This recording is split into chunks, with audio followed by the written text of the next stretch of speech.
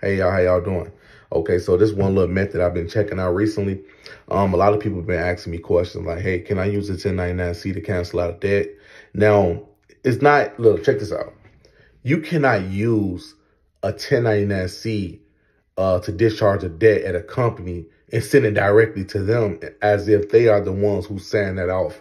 Because the 1099-C is only issued by the person or the company who you have the alleged debt with, right? So say, for instance, if you owe Ford a car for $700, you cannot file a 1099-C and send the 1099-C directly to Ford. Now, this is what you can do.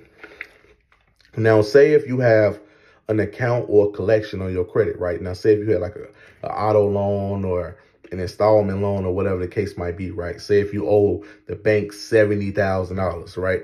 Now, you want to dispute this. You want to say, hey, I discharged the debt.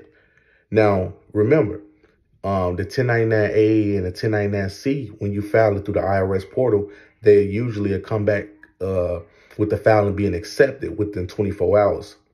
So you want to file, right, that the debt was canceled. You want to put the full remaining balance, right? Now, what you do is you contact the credit bureau to say, hey, this loan was paid off in full. I don't know why the credit bureaus, not the credit bureaus, but the companies, why they haven't updated this in their system. Now, once they see the cancellation of debt and the debt being discharged, right, allegedly, now, once the credit bureau received that 1099-C, they will update your account status for that vehicle that you owe money on is paid off. So once the vehicle goes and paid off and the account gets closed, it's nothing that the credit bureaus, it's nothing that the company that you got the vehicle from can do. So pretty much you will have the vehicle is paid off on your credit report. And so nothing else will be reported negatively, right?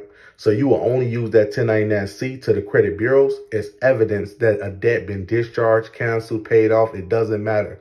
As long as they receive an IRS document that's showing that the vehicle that the debt been canceled and satisfied, that goes off your credit report. Now, about the vehicle. Now, this is one thing I tell a lot of people. If you live at the same address that you have the vehicle with, right, whatever the company has on file, they're going to repossess the vehicle because remember, the banks still have a security interest inside the car. So you want to make sure you are not located or at the address that you have on file when you first got the vehicle. And you also want to make sure that wherever you sleeping at right now, that address is not reporting to your credit report. You want to make sure that your old address is reporting to your credit report. Also, your place of employment. You want to make sure that that's removed off your credit report as well, because skip tracing is crazy, y'all. When y'all look at this whole thing, when banks try to find and locate a debtor, it's crazy. Then once the thing go off the credit report, right? Once your account go off your credit report, that's when you try to go get lien litigation. That means you are attempting to take the security interest off the vehicle and have a clean title. Now, you can do that once the debt get discharged, because once the debt get discharged or the banks charge off the debt, now you can try to go for lien litigation because now they out to new accounts. They're not worried about the old accounts because the old accounts is closed. The old accounts they can't collect on and etc. So, yeah, I want to say you can use the 1099-C to send to the credit bureaus. And once the credit bureaus receive it, they will put the payment as full. And actually, that's going to go as a paid account. So you paid off a car, you can go grab another one, and you can repeat the method.